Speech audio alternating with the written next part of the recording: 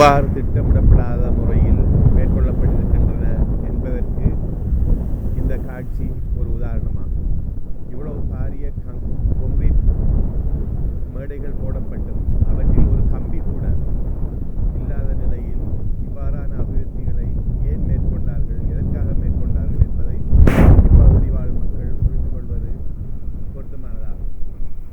அரச பணத்தையும் அரச நிதியையும் வேண்டுமென்றே வீண்விரயமாக்கும் வகையில் மேற்கொள்ளப்பட்ட இத்தகைய அபிவிருத்தி நடவடிக்கைகளால் யாருக்கும் எந்தவிதமான பயனும் இல்லை என்பது உண்மையாகும். இங்கே பாருங்கள், இந்த பகுதி எவ்வளவு மக்கள் வந்து தங்களது பொழுதுகளை போக்குகின்ற இடமாகும். ஆனால் அவை எவ்வாறு பாதுகாப்பற்ற நிலையில் மேற்கொள்ளப்பட்டுள்ளன. பாரிய கொங்கிரீட் நிலங்களுக்கு ஒரு கம்பி கூட போடப்படாமல், அவற்றை தாங்கி நிற்பதற்காக ஒரு கம்பி கூட போடப்படாமல் இந்த நிர்மாண வேலைகள் நடந்திருப்பதை இங்கே பார்க்கலாம். இதற்கெல்லாம் நடவடிக்கை எடுப்பது யார்? இவ்வாறான நடவடிக்கைகளை, இவ்வாறான கட்டுமான பணிகளை மேற்கொண்டவர்களுக்கு இதன் பின்னரும் அனுமதிகள் வழங்கப்பட வேண்டுமா என்பதை சிந்தித்து பாருங்கள்.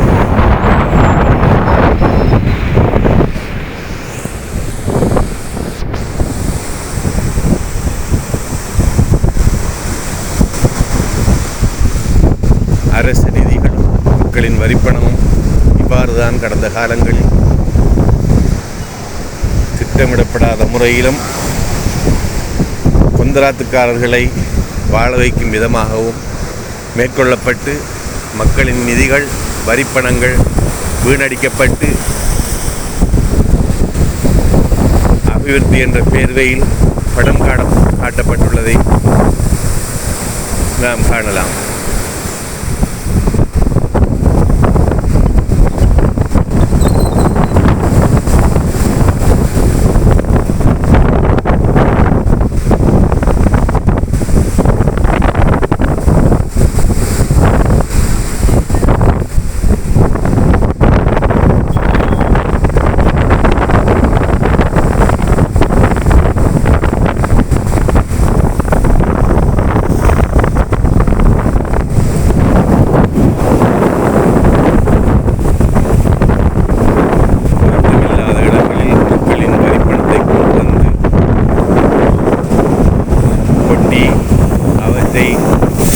கடலுக்கு இரையாக்கி யாருக்கும் பிரயோசனமில்லாத முறையில் நாசமாக்கியதற்குரிய தண்டனைகளை இத்தகைய பணிகளை செய்தவர்கள் ஏதோ ஒரு